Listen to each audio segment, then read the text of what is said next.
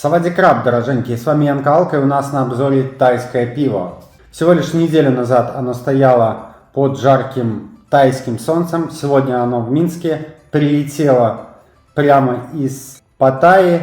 И сегодня мы попробуем, продегустируем самые популярные виды пива из Таиланда. Все-таки пиво пить тайское нужно в Таиланде. Многие, кто был в Таиланде, это пиво пили, но вот именно дегустация независимая, без моря, без солнца, без тайских улыбок, без ням-нямов, а вот просто в обычной обстановке продегустируем и определим, какое из них лучше. У нас Чанг, всем известный, Лео и Синха. Все пиво, как видите, в бутылочках, причем бутылочки 0,32, а не 0,33. Поговаривают, что российские туристы отказывались пить из нормальной тары, поэтому тайцы решили лить 0,32 бутылку. Что еще могу сказать? Пиво все свежее, вставлю вверху, когда было розлито. Все 2024 года розлив. Два варианта пива, стандартный состав плюс рис. Алкоголя в чанге 4,8, здесь по 5. Открываем чанг. Пробки все брендированные. Пошел чанг. Алкоголя 4,8 это многовато. Двух остальных вообще пятерки. Очень светлый цвет. Кстати, есть пузырики внутри бутылки. Карбонизация очень сильная. Бледный цвет. Пенная шапка белая. Даже среднезернистая. Скорее всего, будет довольно плотненькой. В носу пустенько. Чуть-чуть солода. Чуть-чуть кислинки такой посторонистой. Ну и вода. Пахнет такой водопроводочкой. Пробуем на вкус. Хмеля не слышно. Пусто. Просто вода. А-ля бадовская. Чуть-чуть есть кислинки неприятной такой. И соложонка не сильно слышно, кстати. Это пиво просто охлаждаем и пьем как воду. Ну реально это бад. Бад, только чуть-чуть с небольшой кислиночкой. И в носу сейчас бумага, мокрый картон чуть проявился. Да, бад. Спирта, кстати, не слышно. Хмеля тоже нет. Ну, сейчас подраскрывается и немножко вылазят все-таки посторонние тона. Ну, довольно чисто сварено, балла на 2. Баду я ставил, по-моему, 2. Этому тоже можно 2 ставить. Пить это можно охлажденным, на пляже, на солнце. Нормально. Ничего плохого я не могу сказать. Лео. Дальше Лео. Куча медалек. Лео и Синха, кстати, производят один и тот же производитель. Чанг производит другой производитель. Кстати, Чанг у нас производит Космос Бревери. Таиланд. Ну, такое. Так, понеслась. Лео. Также пробка брендированная у Лео. Наливаем. Кстати, чуть-чуть дороже Синга, по-моему. Около евро пиво все стоит, может чуть больше.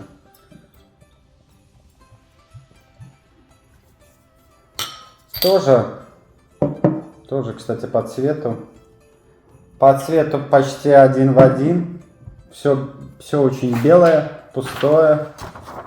Давайте покажу с чангом. Очень пустое, водянистое, бадовское. Условно скажем, бадовская. Здесь пенная шапка, кстати, похуже. Алкоголя 5,0 у Лео. Также в составе из несоложонки рис. Очень похожий аромат.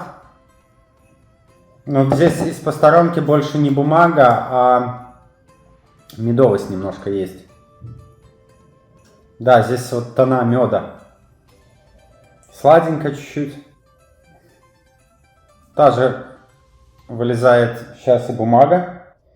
Перекарбон и в одном, и во втором. Пробуем на вкус.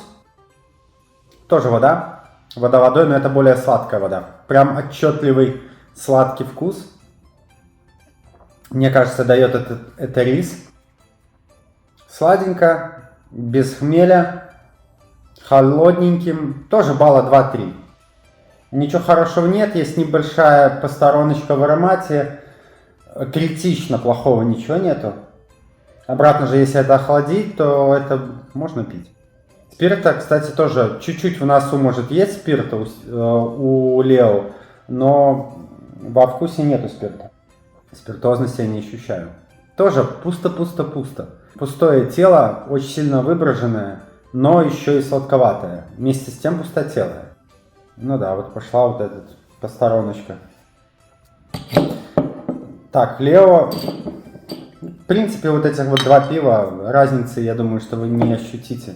Особенно охлажденным. В носу они очень похожи.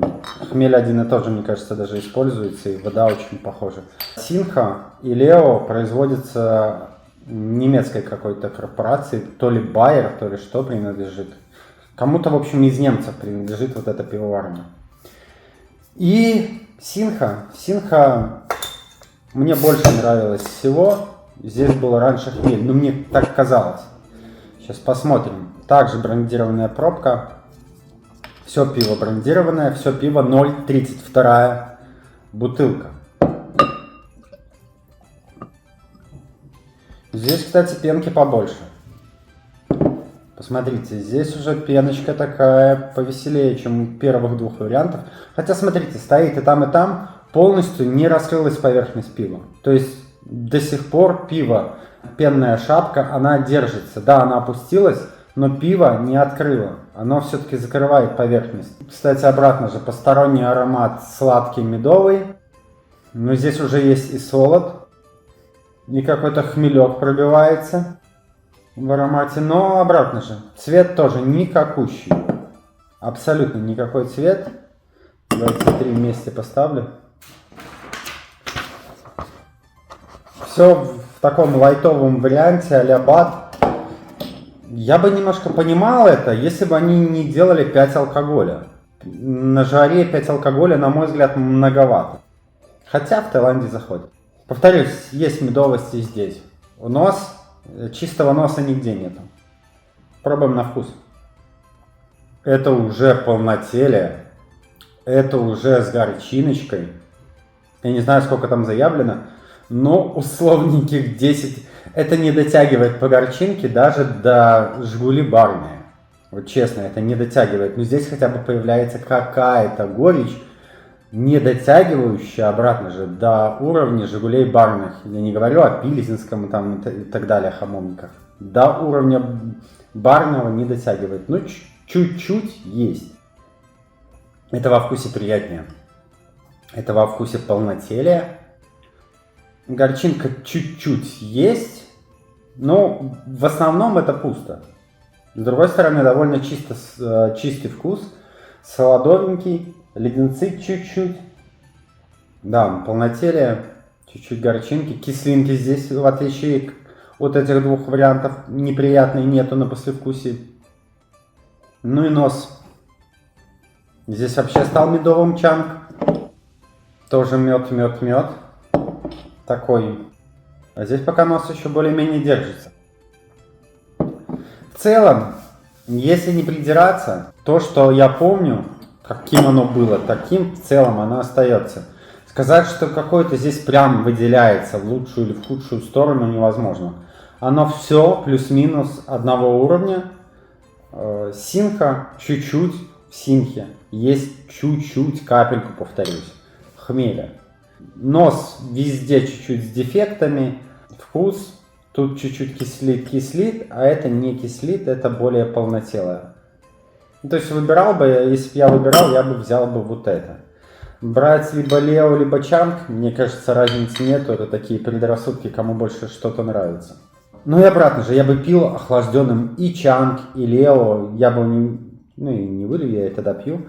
Не знаю, по баллу давайте поставим этим двум ребятам 3 балла, а этому 4-5. Не знаю, как он еще сейчас себя поведет дальше.